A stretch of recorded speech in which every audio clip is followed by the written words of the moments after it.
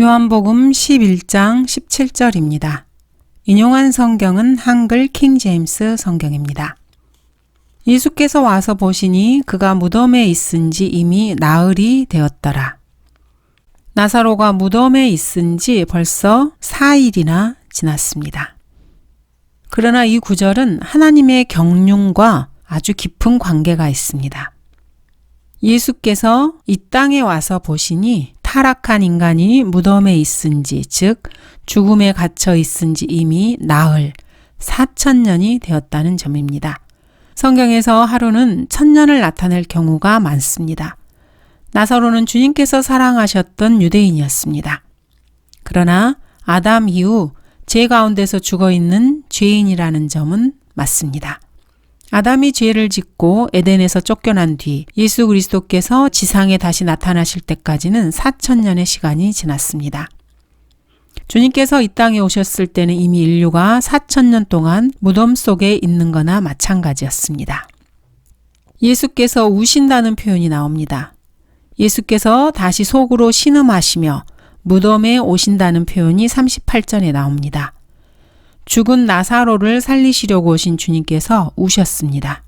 또 속으로 신음하셨습니다. 이는 죄 가운데 죽어있는 인류를 보시고 괴로워하신 것입니다. 그러나 주님께서는 그들을 다시 살리시려고 오셨습니다. 18절 베다니는 예루살렘에서 가까워 약 15스타디온쯤 떨어졌으니 15스타디움은 약 2분의 1마일로 800m 정도입니다. 예루살렘에서 약 2마일이 안 되는 곳이라면 베다니에서 예루살렘 성전이 멀리 바라다 보일 만큼 가까운 거리입니다. 베다니는 예루살렘에서 이렇게 가까운 마을이었습니다. 그래서 많은 유대인들이 위로하려고 올 수 있었습니다. 주님께서 여기서 하나님의 영광을 드러내신다면은 예루살렘 종교 지도자들이 금방 그 소식을 듣게 될 것입니다. 그리고 즉각적인 반응을 보일 것입니다. 19절 많은 유대인이 마르다와 마리아에게 그들의 오라비의 일로 그들을 위로하려고 왔더라. 많은 유대인들이 위로하기 위해서 모여들었습니다. 이것이 바로 주님께서 의도하신 바였습니다. 주님께서 즉시 오지 않으신 이유 중에 하나가 이것입니다. 죽은 지 나흘이나 되는 사람을 살려내시는 기적을 많은 사람들이 보게 하심으로써 예수 그리스도께서 메시아이시고 하나님의 아들이심을 모든 사람에게 나타내시려는 의도였습니다. 죽은 사람을 살리는 이 증거를 그 누구도 부정하지 못할 것이기 때문입니다. 20, 21절 그때 마르다는 예수께서 오신다는 말을 듣고 나가서 주를 맞았으나 마리아는 여전히 집에 앉아 있더라. 마르다가 예수께 말씀드리기를 주여 만일 주님께서 여기 계셨더라면 나의 오라비가 죽지 아니하였겠나이다. 마르다는 주님을 원망하는 것이 아닙니다. 안타까움을 표현하고 있습니다. 그러면서 주님에 대한 신뢰를 보여주고 있습니다. 주님께서 함께 계셨다면 자신의 오라비가 죽지 않았을 것이라고 말합니다. 마르다의 말은 절대적으로 옳은 말입니다. 주님이 계신 곳에서는 그 어디에도 죽음이 없습니다. 주 예수 그리스도께서 계시는 곳에서 죽음은 도망을 칩니다. 마르다는 그것을 잘 알고 있었고 믿었습니다. 마리아 역시 동일한 것을 믿고 있었습니다. 마리아도 마르다와 똑같이 주님께 말씀드립니다. 마리아가 말씀드리기를 주여 만일 주님께서 여기에 계셨더라면 나의 오라비가 죽지 아니하였겠나이다 라고 하니 예수님께서는 나사로가 병들었다는 소식을 듣고서도 지체하셨습니다. 그래서 마르다가 예수님을 원망하는 것처럼 보일 수도 있습니다. 그러나 주님에 대한 마르다와 마리아 두 자매의 신뢰감은 주님을 원망하는 것이 아닙니다.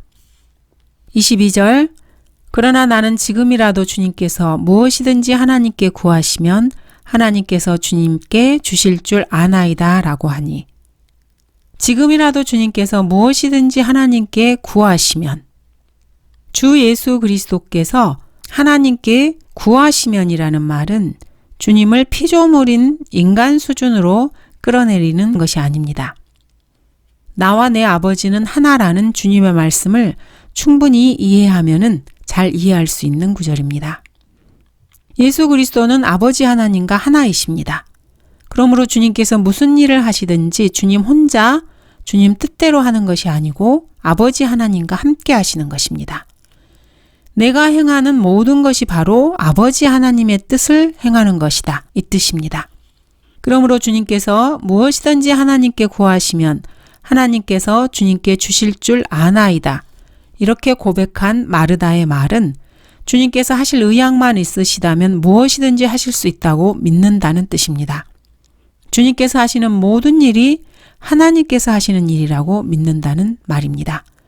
마르다의 이 말은 주 예수 그리스도에 대한 절대적인 신뢰를, 믿음을 드러내 보이고 있습니다.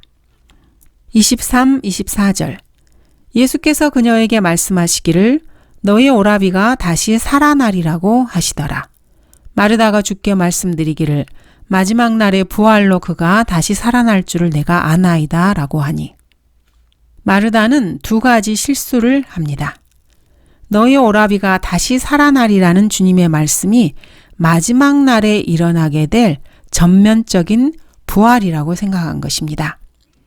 또 자신의 눈앞에 계신 분이 하나님이심을 알면서도 그분께서 죽은 오라비를 지금 당장 살려주실 수 있다는 사실을 놓친 것입니다. 마르다는 모든 인류의 마지막에 있게 될 한 번의 전면적인 보편적인 심판과 한 번의 총체적인 부활에 대해서만 알고 있었습니다. 부활에 대한 전체적인 지식이 부족했던 것입니다. 25절 예수께서 그녀에게 말씀하시기를 나는 부활이요 생명이니 나를 믿는 자는 죽어도 살 것이며 마르다와 대면하고 있는 바로 그 순간에 주님께서는 나사로를 살려내실 수 있으셨습니다. 확고한 믿음이 부족했기 때문에 마르다는 지금 당장의 일에서 눈을 돌려 먼 미래의 일에 시선을 고정하고 있었습니다. 그래서 주님께서는 마르다의 이러한 시선을 주님 자신에게로 향하도록 말씀하십니다. 여러분도 지금 그리스도인이라면 지금 당장의 일에 대해서 확신을 갖지 못하고 앞으로 있을 일만 그냥 그럭저럭 믿고 있는 그런 그리스도인은 아닙니까? 그렇다면 먼저 주님께 자신의 시선을 돌려야 합니다. 그리고 나서 주님께서 여러분을 위해서 무엇을 하고 계신지 잘 살펴보시기 바랍니다. 그리스도께서는 지금 그리스도인들에게 나는 부활이요 생명이니 나를 믿는 자는 이렇게 말씀하십니다. 이렇게 말씀하시는 주님에게서 시선을 떼어서는 안 됩니다.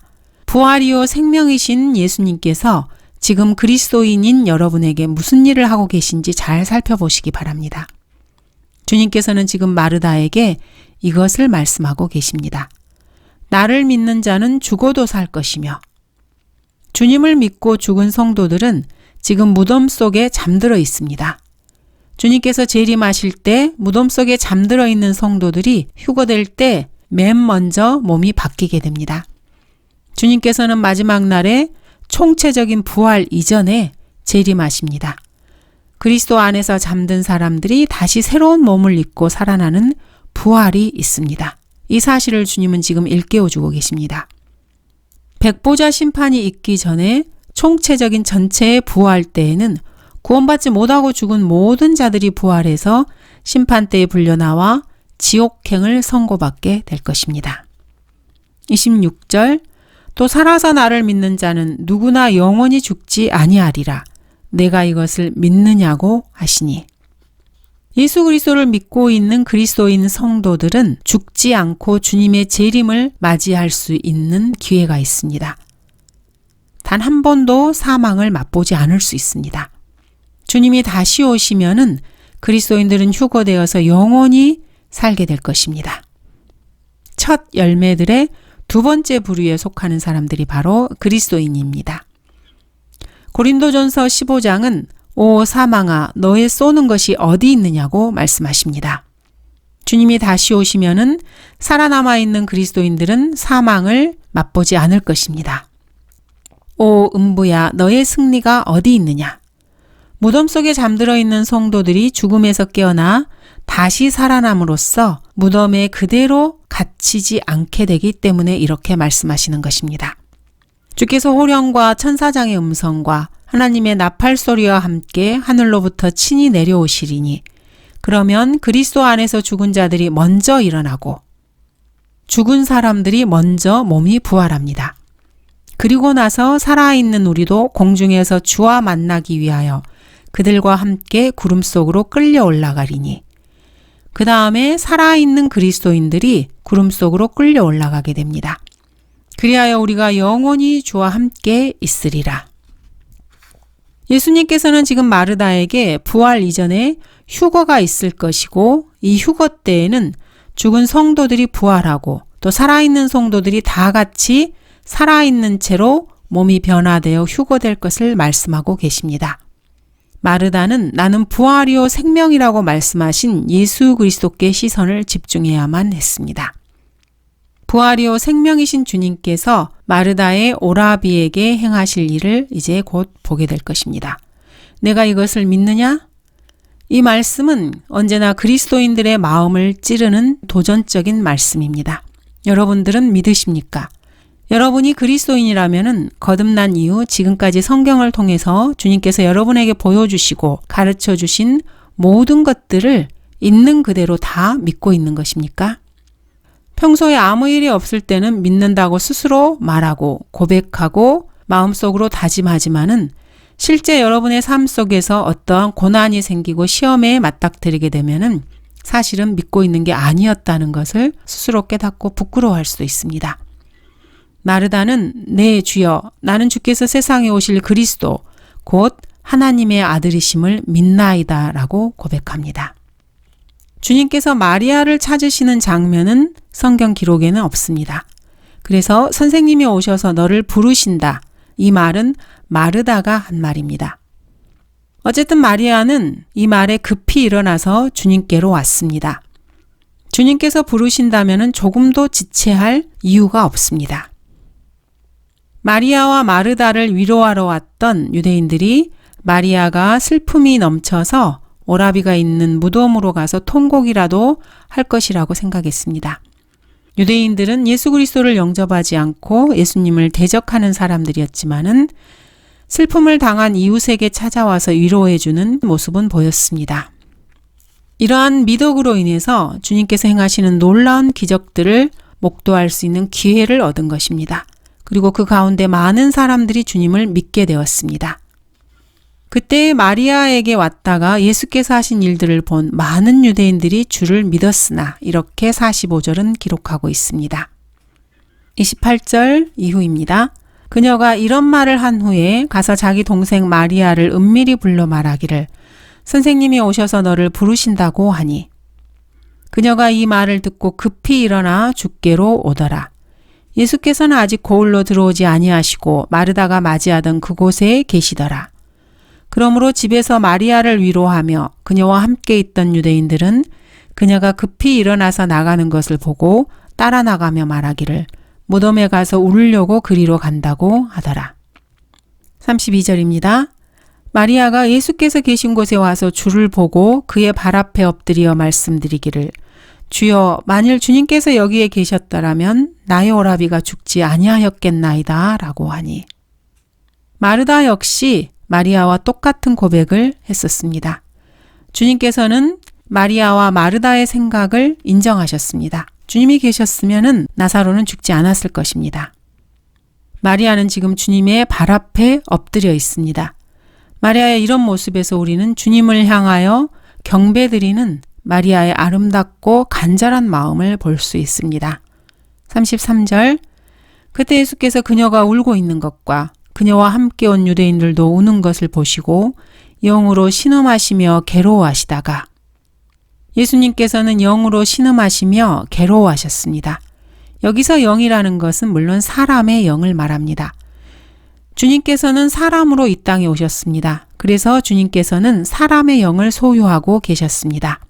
사랑하는 친구의 죽음과 친구의 죽음으로 인해서 슬퍼하고 있는 누이들을 보시고 주님께서는 인간적인 비애를 느끼셨습니다. 그래서 인간의 영으로 신음하고 괴로워하십니다. 예수님께는 6가지 요소가 다 있었습니다. 육신으로 나타나신 아버지 하나님, 육신을 입고 오신 아들 하나님, 하나님께서 그 몸에 한량없이 부어주신 성령 하나님, 이분을 소유하고 계셨습니다. 거기에 더해서 인간으로서 피곤하고 기운이 쇠할 때 인간의 몸과 괴로워할 수 있는 슬픔을 가지고 계셨습니다. 즉 인간의 혼과 인간의 혼을 가지고 계셨습니다. 그리고 신음할 수 있는 인간의 영을 가지고 계셨습니다. 이런 점에서 예수님께서는 인간이 이해할 수 없는 아주 복잡한 분이라고 볼 수도 있습니다. 이 세상 그 누구도 이런 사람은 없었습니다. 35절, 예수께서 우시더라. 성경에서 가장 짧은 구절입니다. 그래서 성경 암송 구절을 대보라고 하면은 이 구절을 서슴지 않고 대는 사람도 있습니다. 그러나 이 짧은 구절에는 아주 많은 의미가 담겨 있습니다. 예수께서 우셨다는 성경 기록은 성경에서 3번 나옵니다. 한 번은 예수님께서 예루살렘을 보시고 우셨습니다. 한 번은 겟세마네에서 하나님께 기도하실 때 우셨습니다. 그리고 나머지 하나가 이 구절입니다. 주께서 가까이 오시어 그 도성을 보고 울며 말씀하시기를 적어도 이 너의 날에 너만이라도 너의 화평에 속한 일들을 알았더라면 좋았으련만 그러나 이제는 그것들이 너의 눈에 감추어졌느니라. 진리를 알지 못하는 예루살렘을 보고 주님께서는 우셨습니다.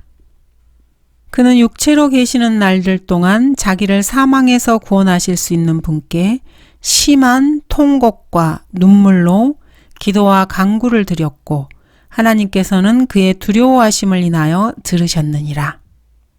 기도와 간구를 드릴 때 주님께서는 심한 통곡과 눈물을 흘리셨습니다.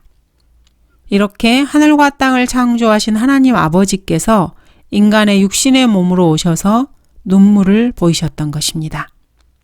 하나님이신 주 예수 그리스도께서 우셨다는 이 사실, 이것은 사람의 몸을 입으시고 사람으로 오셔서 사람들 가운데 들어와 사셨다는 그 사실과 관련된 일입니다. 인간의 마음으로는 이해하기가 쉽지 않습니다. 주님께서 오신 것은 인간의 모든 죄와 죄의 결과 때문이었습니다. 주님께서는 슬픔의 사람이요 질고에 익숙한 사람이셨습니다. 사랑하는 친구의 죽음을 당해서 눈물을 흘리는 것은 인간이라면 누구나 알 수 있는 인지상정입니다. 그러나 주님께서 오신 것은 이러한 인간적인 정에 이끌려서 그런 것이 아닙니다.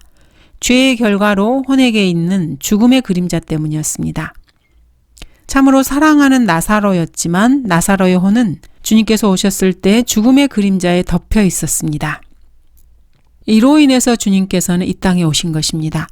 인간의 혼에 필연적으로 드리워져 있는 죽음의 그림자를 걷어내기 위해서 주님께서 이 세상에 오셨습니다. 그것이 바로 아버지 하나님의 뜻이었고 그 뜻을 알고 계셨던 아들 하나님께서는 그 마음속에서 이렇게 눈물을 흘리셨습니다. 37절 그러나 그들 중 몇 사람이 말하기를 소경의 눈을 뜨게 한 이 사람이 그 사람은 죽지 않게 할 수 없었더냐고 하니 유대인들 중에서 몇 사람은 주님께서 우시는 것을 보고 이 사람도 별 수 없네 이렇게 생각하면서 비웃었던 것입니다. 그러나 어쨌든 그 사람들은 최소한 주님께서 소경의 눈을 뜨게 한 사람이었다는 것은 믿고 있었습니다. 그리고 죽지 않게 할 수 없었더냐? 이 말은 사실 마리아가 만일 주님께서 여기에 계셨더라면 나의 오라비가 죽지 아니하였겠나이다 라고 말한 것과 같은 맥락이라고 볼 수 있습니다. 그들은 주 예수 그리스도께서 죽음을 막으실 능력이 있다는 것을 믿고 있었습니다. 다만 주님께 그런 능력이 있는데도 나사로가 죽은 것을 마음 아파할 뿐이었습니다. 38절 그러므로 예수께서 다시 속으로 신음하시며 무덤에 오시니라. 그곳은 굴인데 돌이 그 위에 놓여 있더라. 주님은 나사로의 무덤으로 가시면서 또 속으로 신음하십니다. 주님께서 신음하시는 깊은 그 의미를 사실은 다 알지 못합니다. 주님께서 신음하시는 것이 사랑하는 친구의 무덤으로 향해서 복받쳐 오르는 인간적인 슬픔이라고 생각할 수는 없습니다. 죄 때문에 죽을 수밖에 없는 인간의 운명을 생각하고 주님께서는 마음속 깊숙이 비통해 하셨습니다. 또한 이 문제를 해결하기 위해서 주님 자신이 고난을 받아야 하고 십자가에 달려 죽으셔야만 한다는 생각을 하시면서 속으로 신음하셨을 것입니다. 39절 예수께서 말씀하시기를 돌을 치우라고 하시니 죽은 자의 누인 마르다가 주께 말하기를 주여 죽은 지 이미 나흘이 되었기에 지금은 악취가 나나이다 라고 하니 주님께서는 어떤 일을 하실 때 항상 사람을 사용하십니다. 물을 포도주로 바꾸실 때도 통을 물로 채우라 이렇게 종들에게 지시하셨습니다. 이제 떠다가 가져다 주라 이렇게 명령하셨습니다. 병자를 고쳐주실 때에도 병자에게 스스로 뭔가 하도록 명령을 내리십니다. 일어나서 걸어가라. 가서 씻으라. 명령을 내리십니다. 보리빵 5덩어리와 작은 물고기 2마리로 5,000명 이상의 사람들을 먹이실 때에도 제자들에게 그것을 나눠주게 하셨습니다. 그리고 여기서 나사로를 살리실 때도 사람들에게 돌을 치우라고 명령하십니다. 주님은 사람들을 사용하십니다. 전능하신 하나님이신 그리스도께서 그냥 돌을 보고 저리 비켜라 이렇게 명령하실 수 있는데 또는 나사로에게 그냥 걸어서 나와 이렇게 명령하실 수 있으셨습니다. 그러나 주님께서는 항상 사람들을 사용하셔서 이 사람들을 통해서 역사하십니다. 주여 죽은 지 이미 나흘이 되었기에 지금은 악취가 나나이다. 예수님의 발치에 앉아서 말씀을 다소곳이 듣기보다는 부지런하게 뛰어다니면서 행동이 먼저인 마르다입니다. 마르다는 이렇게 불신을 드러냅니다. 오라비의 죽음을 그렇게 슬퍼하고 주님께서 오시기를 그렇게 간절히 기다렸던 마르다입니다. 그런데 주님께서 무덤 입구를 열게 하시고 뭔가 일을 시작하시려고 하자 그 순간에 주님을 제지하고 나섭니다. 주님을 그렇게나 사랑했던 마르다가 주님의 영광을 가리고 주님의 일을 막고 있습니다. 이 시대의 그리스도인들 역시 마찬가지입니다. 말씀보다는 행동을 중요시하는 사람들은 그것은 불가능해. 그렇게 하면 효과가 없어. 그것은 쓸데없어. 이렇게 사사건건 가로막고 방해를 합니다. 그리스도인이 행동으로 믿음을 실천하는 것은 아주 중요합니다. 그러나 하나님의 말씀에 철저하게 근거하고 있는 믿음에서 행동이 나와야 합니다. 인간의 생각과 경험을 앞세운 그러한 행동은 그 어느 것도 하나님께서 받으시지 않습니다. 말씀에 근거하지 않은 행동은 아무리 열성을 쏟아부어도 하나님의 일과는 무관합니다. 이러한 행동은 하나님의 영광을 드러내는 것이 아니고 하나님의 영광을 가리게 됩니다. 40절 예수께서 그녀에게 말씀하시기를 만일 내가 믿으면 하나님의 영광을 볼 것이라고 내가 너에게 말하지 아니하였느냐고 하시더라. 만일 내가 믿으면 하나님의 영광을 볼 것이라고 주님께서 마르다에게 말씀하셨다는 기록은 없습니다. 아마도 마을 밖에서 그녀를 만나 집으로 함께 오실 때 말씀하셨을 수도 있습니다. 인간의 입으로 다 표현할 수 없는 하나님의 위대하심과 하나님의 온전하심을 드러내는 것, 이것이 곧 하나님의 영광입니다. 하나님의 영광의 광채이신 예수 그리스도께서 이 땅에 오셔서 나타내신 것이 바로 하나님의 영광입니다. 요한복음 여기 11장에서는 예수님의 손으로 죽은 나사로를 살려내심으로써 죽음을 몰아내고 생명을 가져다 주시는 분으로서의 주님의 영광을 스스로 나타내 보이고 계십니다. 그리스도께서 이 땅에 오신 이유는 사람들의 죄들을 위해서 십자가에 달려 죽으시고 장사 지낸 바 되셨다가 죽은 자들로부터 다시 살아나셔서 누구든지 이를 믿는 사람에게 영생을 주기 위함입니다. 사망의 권세를 생명으로 이기시는 이 위대한 하나님의 영광을 나타내기 위해서 오셨습니다. 하나님의 영광을 보지 못하는 것은 인간이 보잘것없고 무지하고 연약하기 때문이 결코 아닙니다. 바로 인간의 불신 때문입니다. 주님께서도 믿지 않는 마르다에게 내가 너에게 말하지 아니하였느냐 이렇게 말씀하십니다. 여러분의 불신을 하나님께서 말씀하신 말씀으로 깨끗이 씻어내시고 말씀에 근거한 믿음을 가지시기를 바랍니다. 감사합니다.